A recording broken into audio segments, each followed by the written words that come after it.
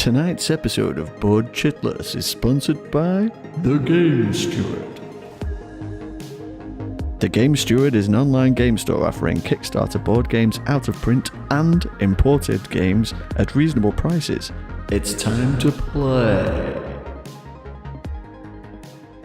Hey there, Chitheads, and welcome back to another episode of Board Chitless. I'm Lecky, and this week I'm joined by Sam. And Tristan. And this week we've been playing Exit the Game, The Abandoned Cabin.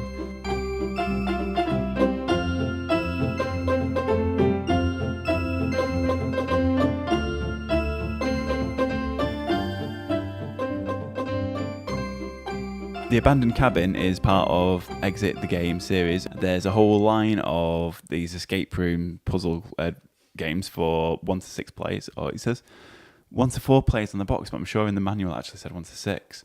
And you're just given some decks of cards and a sort of little storybook and a decoder ring, and away you go. You have to solve puzzles in order to escape this abandoned cabin.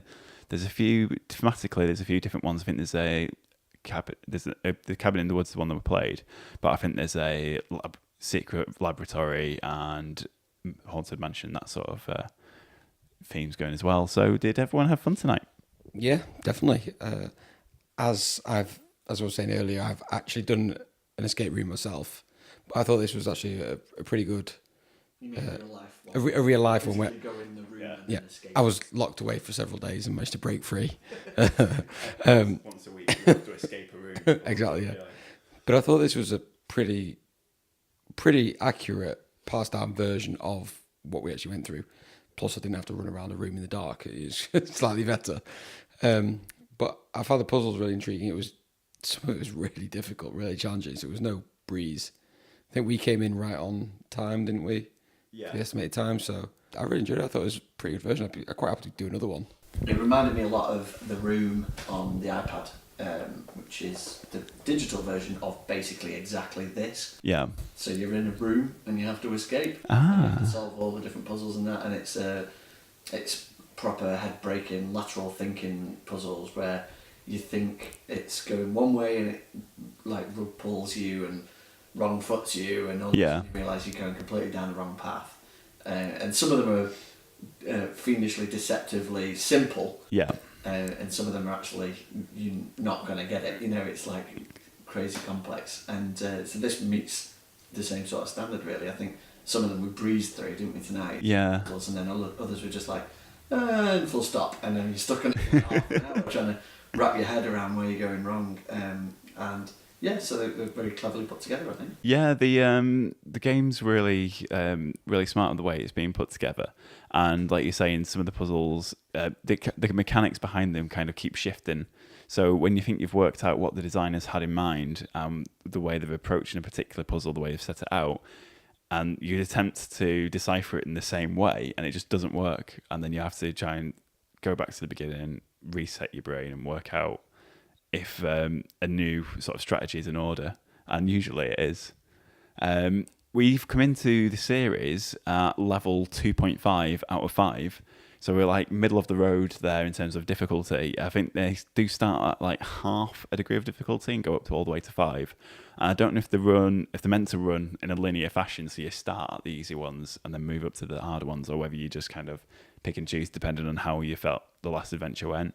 But it's a really sort of affordable game. It didn't really cost a lot. I picked it up at UK Games Expo, and I'd definitely buy another one. Just like we got a good about 2 hours worth of head scratching out of this one. Yeah, it's worth pointing out, once you've solved it, you've solved it. There's no... Oh yeah, it's gone.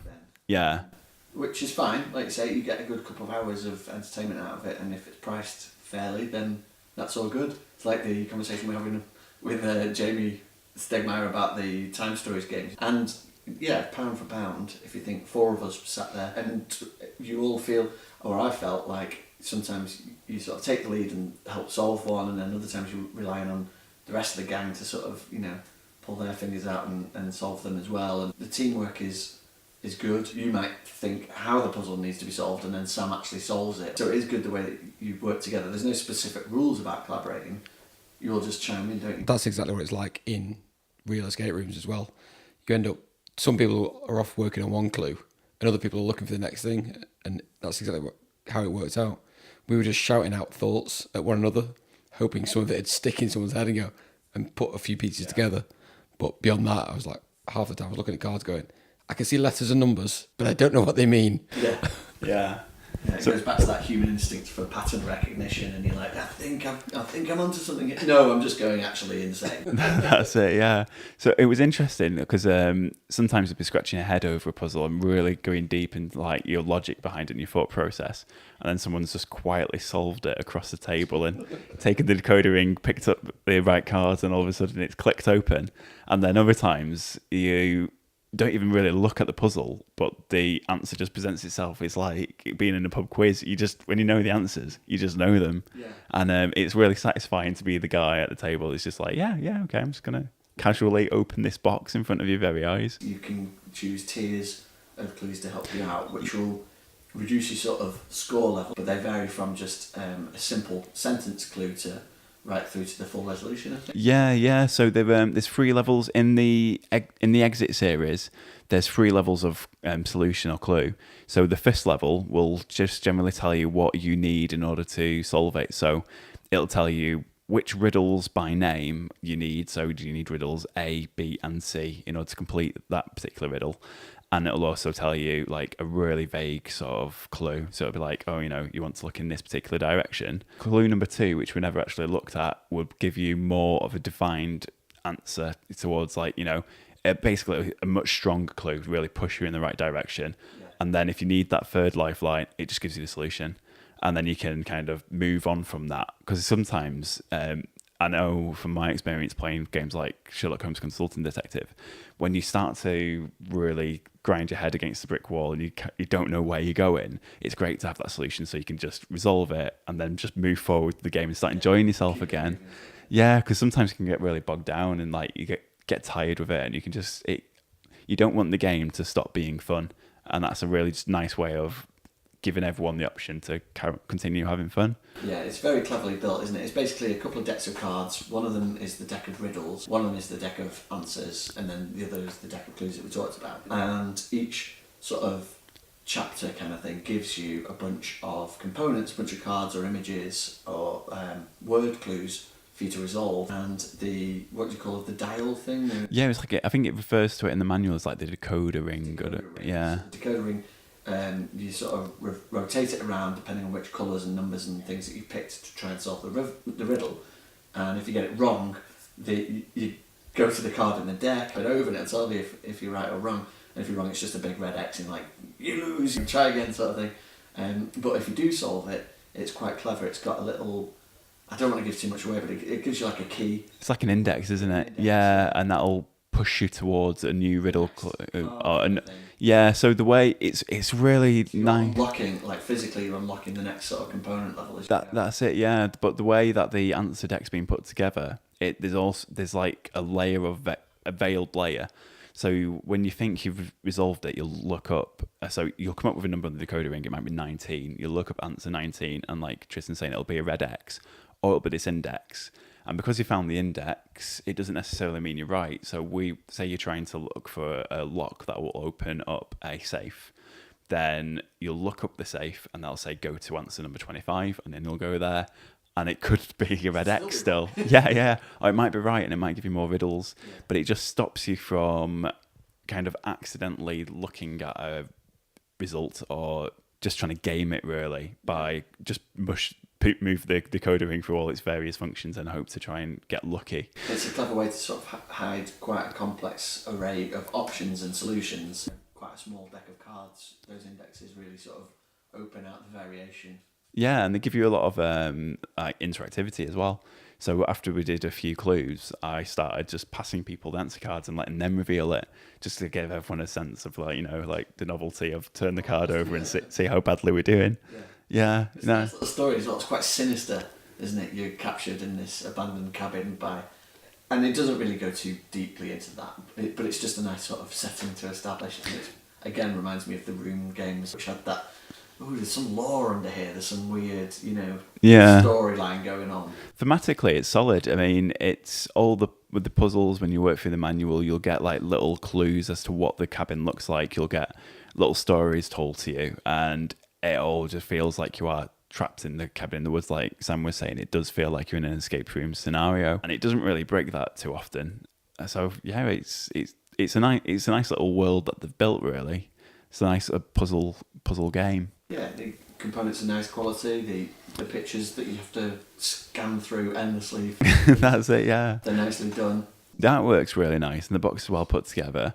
The components aren't so well crafted that you'd feel really bad for like spending. I think it was about £10 on the game, and then it's like, oh, I'm going to throw this away now. I'll give it away. We did try to keep it all intact, though, didn't we? So that it'd be gifted on and used, which you can do. I think in some instances it might behoove us to just rip things up and like tear components apart faster, but with care, certainly with the abandoned cabin at least, I think you can reuse. Yeah, I think we could. I could pass this on to like my sister and a boyfriend, or could like I don't think I'd want to sell it on eBay. I don't think I'd be able to square that with my conscience. But I could give it to a friend at work, and they'd have a perfectly decent, nice entertainment out of it. Definitely. Find somebody who's got a different escape exit. Yeah.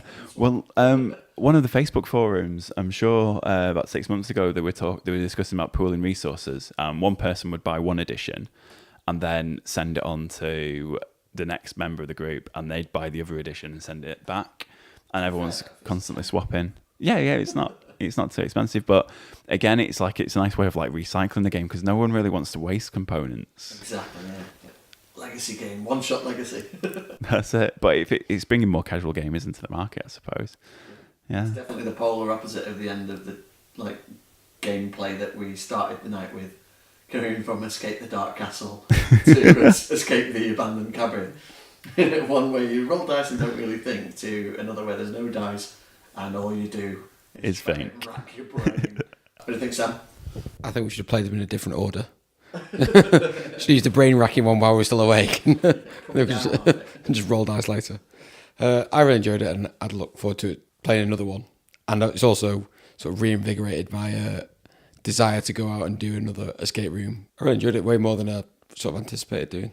Yeah, it was one of those where I was like, okay, let's indulge Lecky's game that doesn't have goblins or dice in and give it a go. And actually, it is very rewarding, challenging, good, fun experience. Yeah, I agree with you there. Sorry. Yeah, I was expecting the novelty to kind of wear off probably a bit quicker with our group, just because we're used to playing games, and thought, maybe the shine might kind of wear off, and we might just start to just get a bit bored of it. But no, it kept our attention. There was probably about 2 or 3 times in the game where it started to lull because we just couldn't really get any further, but then we got past it quite quickly, especially when we found out that not all the components were looked at too properly. Oh, careful now. So yeah, if you do end up playing one of these games, just make sure that you maul everything you come into contact with, so have the optimal gameplay experience. So anything to add based on that? Just that we're probably going to get accused of being shills because we never slag games off. So should we deliberately say bad things about it, even though we don't mean it? Okay then, what was the worst part? What about this game did you not enjoy in the sort of objectivity? Sam playing. Yeah, I didn't enjoy that too much. You know what? There doesn't always have to be a downside, does there? That's one of the things that can irritate me about watching reviews, when people have to crowbar in, well, I've said lots of good things about this now, so I better say all the negative things. My only criticism would be that the game designers have done a brilliant job writing the rules for it. They've written a rule set that doesn't give anything away. You read a tiny little pamphlet before you open the actual game booklet. But on the other side of that, because everything's so brief and to the point and concise, it doesn't give you the best idea of what you're meant to expect after each riddle. So we found an example riddle that it solves. Yeah, it gives you an example riddle, but then it doesn't it doesn't go on to say this is what you might see afterwards. So it basically shows you what the first riddle looks like on the game card, then it shows you what the first index will look like and what it'll look like if it's right or wrong, and in a sort of description. But there was a couple of times during our play, and it's probably the first time we played this sort of game, that we weren't too sure if we had everything that we needed, and we had to. Yeah. I think that's probably an experience with that type of game, and and thinking we missed something, or just Yeah. not being able to solve the clue fast enough. It could be, But I yeah. think we'd be better armed, you know, if we do play another of these, whatever difficulty level it's at, we know then. We don't want to get clues because they count against you. Yes. We know that everything is solvable. You just have to really, really think. That's it, yeah. Sometimes you just have to kind of just kind of forget about the way that you've been trying to solve the riddle and then move at it in a different direction. But there's very little to complain about this game. I mean, price point's pretty much perfect. From my understanding point of view, the price is brilliant, yeah. Yeah. I'm literally going to probably Amazon it tomorrow, and then we'll get one in. It's a great game to have in the reserve games list for like nights like tonight, where the whole group doesn't turn up, and we can just like throw some out that we can play once. We don't have to worry about anyone missing out on the experience. We don't have to worry about like trying to keep up with legacy or anything like that. And we've got something to talk about that isn't Scythe. Exactly. Yeah. Well, it's just, we can always talk about Scythe, Eclipse. but you just shared the other day, didn't you, about Eclipse 2nd edition? Whoa! What are you going to do with all that money you spent on Eclipse Edition 1? Well, obviously, the first edition I now have to completely throw in the bin and never use again. Legacy. No, one of you guys is going to have to write, because I'm hanging on to my first edition for dear life. I love it. Yeah, good cause as well. Good cause. So then, moving back to Exit the Game, The Abandoned Cabin. Like Sam was saying, really, if you really enjoy escape rooms, I definitely recommend picking this up. If you've not played an escape room, but you love like logic puzzles, just puzzles in general, and you after a different game to bring out with your mates, that it's not an obvious board game, you can all enjoy it around a table, then this is just a great purchase. Really, I can't really. I've tried to slag it off, and it's practically impossible. It seems like if there was a way to market it to non-gamers, this would be the perfect game for non-gamers, because there's no barrier to entry into anybody who comes at this. You're not going to have an advantage if you played, you know, tons of games for years and years. You're not going to have more of an advantage than someone who's just coming to it completely. Like if my mum and dad played it, you know, they'd be on the same sort of entry level of like, what the heck's going on and how do I solve this?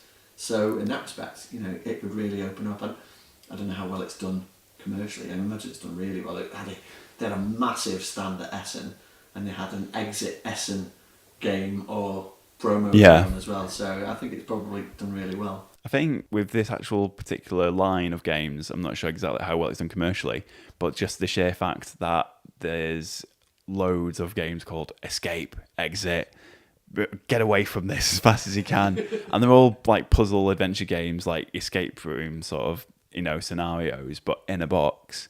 There was an absolutely massive one that had about 10 different adventures in, so that could be a purchase as well, featuring the line.